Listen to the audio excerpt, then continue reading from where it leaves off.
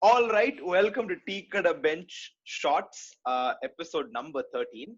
This episode we'll be exploring the farm bills that have been recently passed in the Rajya Sabha. Adi's here. Adi, say hello. So hi guys. I'm sure a lot of you have seen the Instagram stories about the farmers bill, how Rajya Sabha, how the farmers bill even got passed, and all that. And I we've realized not a lot of people know completely what it is. So that's why we're here to explain in in as much detail as we can with the concise amount of with the concise time we have. Yeah. So take it away. So where do Yeah, we start? exactly. Good question. Where do we start? So, the problem with explaining what happened, I'm not going to say this is a good or bad thing, but explaining what happened itself is that there is a multi layered issue here. First, with the bill being passed itself, outside what is inside the bill, just the fact that the way the which this bill was passed, it was really messed up. Uh, so we want to explore that, and after that, they passed three acts, and then we'll explore each act in relative amount of detail and explaining the issues that might arise because of each of the acts being passed. So first, outside this Wait, bill, wait. what happened? Yeah, Before Adi. we begin, right? Hmm. So you need to understand what Rajya Sabha and Lok Sabha is, and so basically, Rajya Sabha is the in Indian equivalent is the House of Lords, and Lok Sabha is the House of Commons. So the elected representatives are in the House of Commons in Lok Sabha, and then the people who are a lot more serious is the bigger house is the House of Rajya Sabha, and there that's where more important bills which affect the country as a whole get passed. And yeah, so that's Rajya Sabha. Yeah. So yeah, So go on. generally, and US has definitely seen things erupt in the Lok Sabha. There's been a lot of there's been a history of discourse and not very not very respectful discourse and things like that. So Rajya Sabha is usually a lot more civil. Uh, so this and when this bill passed, things went uncivil. So that was a huge black mark. People call that on when that happened. So either way, so these three bills were passed as ordinances, and ordinances are basically bills that are passed before the Rajya Sabha commences. And the government can do this citing a certain emergency or a certain need, so it's completely legal. And so what happened is once the Rajya Sabha comes, they will debate and decide if this bill should be passed or not, right? So that happened. They debated, and then there was a voice vote. And a voice vote, people essentially says if they're for it, they say aye, and if they're against it, they say nays, right? And whichever one is louder uh, decides if they pass it or not. And this is done for sake of speed because a lot of bills that needs passed, and this is a rough way to sort of say, okay, if everybody is against it or not, right? Who has the majority? And the thing is, anyone can contest this at any time. So if there is a voice vote and I am an MP in the Rajya Sabha, I can just be like, hey, I want a division of vote. So what happens then is people press buttons and then the votes are calculated. Now, here's where things get really, really, really crazy because when the voice vote was happening for this bill, Rajya Sabha TV, which is telecasted nationally, went mute, so you couldn't hear. So the public couldn't hear it, and there's some good accounts stating that people were shouting for a division of vote, and that was just ignored. And that is just a and that is the reason for the eruption that occurred in Rajya Sabha. And the fact that a request for division of vote is being ignored is a true dark day for democracy, because that is the ultimate way to find out if people are for or against this. And the fact that these bills were passed itself are hence uh, contentious. What do you think of this, Adi? Okay, so it's kind of weird that in times like this where there are so many issues happening, uh, it is not complicated to see that why people did this, because our attention is so divided between so many things. I feel like this was the perfect time for something like this to happen, where we really don't care. We're more worried about other things like celebrity news and all that. We don't even want to talk about here. But this is the perfect time, and uh, something like farmers and food. I mean, I don't know. We didn't touch upon this, but like I think 15 bills were passed that day, and the opposition was left. They left the halls of Rajya Sabha and they went to protest outside because they felt like it was a lack of democracy. And I don't know that Rajya Sabha should have been dismissed that day, but then instead they just carried on with the MPs which were present, and the MPs who left were not allowed back in, and I think 8 MPs were suspended because of this. Yeah, So, in a country, the world's largest democracy is the term is starting to be questioned. for sure. I agree. Yeah. Well, okay. Now that we've sort of covered outside the bill why it's contentious, now let's go inside the bill and see what the potential problems or maybe merits of the bills are. Right. So there are 3 acts that are being passed that day. That's considered the Farmers Bill. The first act is the Essential Commodities Amendment Act. The second act is Farmers Empowerment and Protection Agreement on Price Assurance and Farm Services Act 2020. And the third act is Farmers Produce, Trade and Commerce Promotion and Facilitation Act 2020. These are 3 acts that have been produced. They're a mouthful, but we will break down each of them for you. Don't worry. So the first act is the Essential Commodities Amendment Act. So essential commodities, as the name suggests, is to make sure the government has a control on certain essential goods. So in cases of emergency, such as the onion price hikes that happened a year back, what the government did was you couldn't sell it, you couldn't export onions outside the country. So they did things like that. So they deemed onions as an essential goods, and they could control when things like price surges happened, right? So now what the government has done has deemed pulses, edible oils, tomatoes, onions, cereals, and oil seeds as not essential goods. So that means they can only regulate and impose restrictions on these goods upon extreme situations like wars or emergencies. Or in the amendment, they've stated 2 particular cases.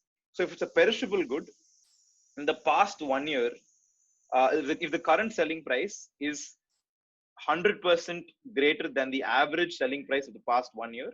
And for non-perishable goods, the current selling price is 50% higher than the average selling price of 5 years. And these are the only, yeah. Wait, let me just get this like an example. Let's see if I'm getting this right. So that's something like, let's say I sold onions. Onions is like a national average was being sold at like 100 rupees per kilo last year. Mm-hmm. Only if it becomes 200 kilos now, the government will intervene. Can intervene. Like only then they can legally itself do something. They can intervene, but but they can intervene if they want to. And for non-perishable goods, what is the non-perishable good like? So like purple, like pulses. Okay, like, so that's it's not like vegetable, right? It has a shelf life. So like oils, so things like that, right? Yeah. So that needs a 50% increase in the last 5 years. Average price, yeah. Oh my god. Okay. Yeah. And so why are these things taken out of essential goods? What is the government trying to do? Essential goods also prevents one more thing. Okay, it prevents corporates from stockpiling. So if I am a supermarket chain, for example, right, I won't be allowed to procure these goods and stockpile.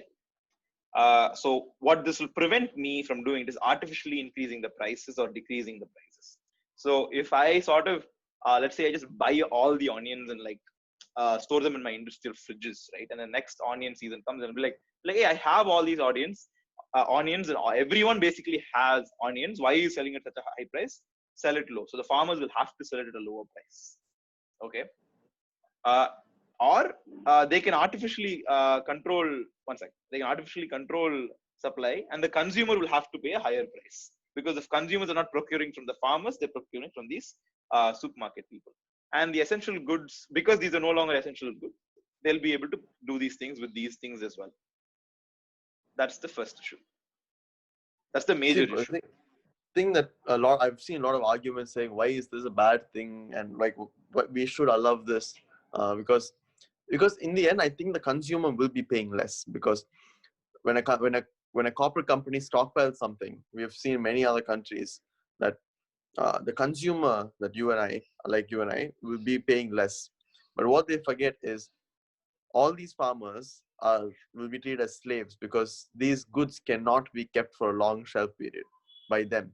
It Yeah, can they'll be have kept to by the sell out of corporates. desperation. The corporates Yeah, can afford crazy fridges, some Elon Musk technology with purple lights and yeah. keep them in forever. Okay.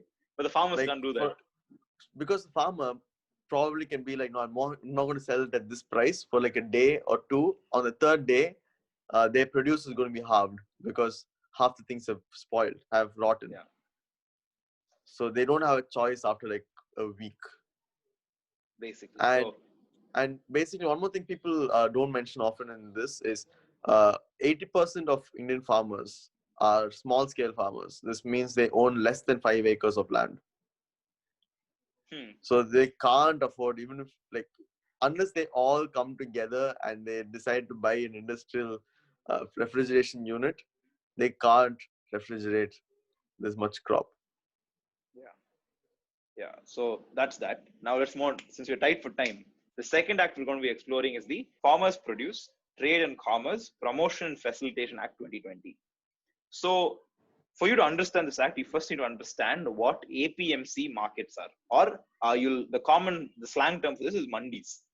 So, what mandis are? So, mandis are places that say that the first sale that you buy from a farmer has to happen in these mandis, and this is a regulated market. So, the government will say, here's an MSP, minimum support price, and if you have to buy from this mandis, you need a license. So this sort of makes sure the people that are buying, the traders that are buying from farmers, won't exploit, because they'll have a license they'll have a license, and the license can be cancelled and things like that. And there's an MSP, so there's a minimum price at which the bargaining will even start. So the farmer will say 100 rupees and the MSP is 30 rupees. Maybe the trader will buy for 80 rupees. They'll compromise or something like that. And more importantly, if something doesn't sell, the government will procure the goods at MSP. So if the MSP is 30 rupees and the farmer sort of says 50, 100 in the beginning of the day, goes to 80, goes to 50, and the farmer still has like 100 kilos of something left, the government will procure that for at MSP. So the farmer is sort of like, right from the second they harvest that fruit or vegetable, they know, okay, at least it will sell for MSP, right? Now this says that sales can happen outside the mandi market, and there's also a tax exemption. So this means people will prefer buying from this, and there's no MSP out of there, and this will sort of and slowly people will stop not buying from mandis, and this will sort of leave the farmers to sort of again become slaves, like they said. If stockpiling can cause sales, if there's no MSP, no regulation, uh, like let's say three big conglomerates come and say, okay, no matter what, don't buy anything more than 50 rupees. Farmer will say 100 rupees, then they won't buy. Then he'll say 80 rupees, then they won't buy. He'll say 60 rupees, then they won't buy. He'll say 55, they won't buy. They'll come to 50 and then they'll buy it. So that's what this act, that's the power this gives to traders, right? And the argument made for this is a free market. You can sort of, the farmers can give whatever price they want, and the next act sort of empowers them to contract farming, and we'll touch on that a bit later. But uh, but the problem I feel with this act, the farmers aren't even empowered enough to take advantage of free market. They're already such an uh, unempowered, uh, beaten up part of society, but they're an essential part of society. That's the funny thing. And we are still, I think what we rely on, 40% of our economy is rely on farming. If I'm not wrong. Yeah, no, I think it's more. I think because we are a predominantly farming-based economy. Yeah, but either way, so like we basically rely on farmers, right? Despite that, we treat them like shit.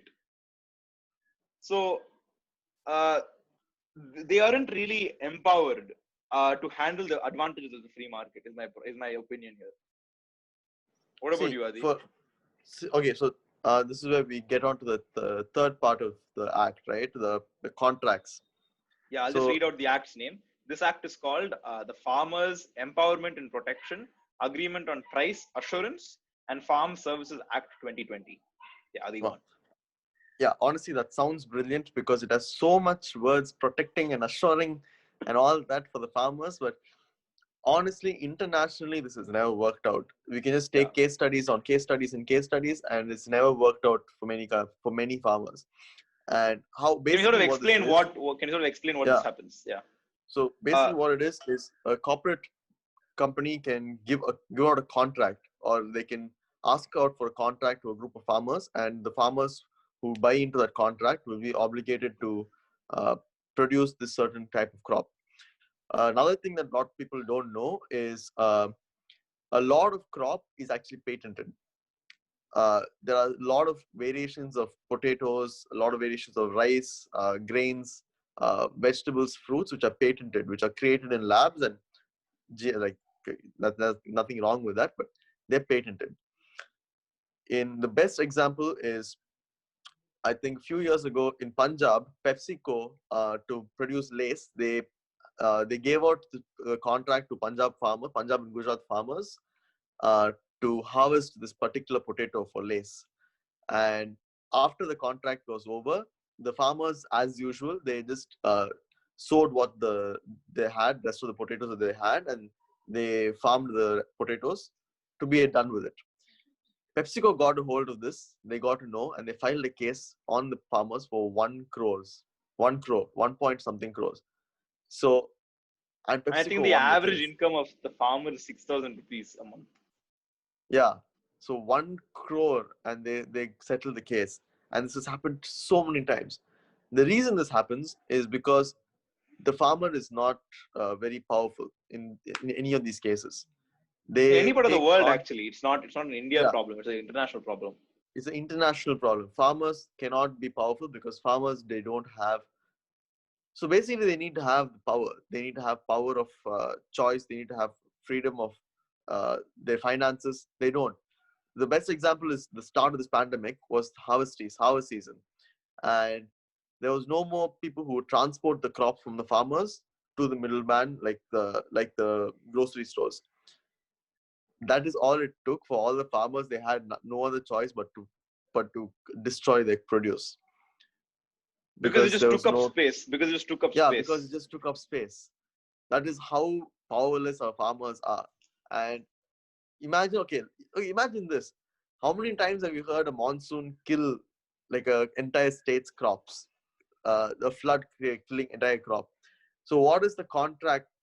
Uh, how does the contract work around that? Let's say the contract tells me I have to sell about 2 tons of onions that is that was given to me.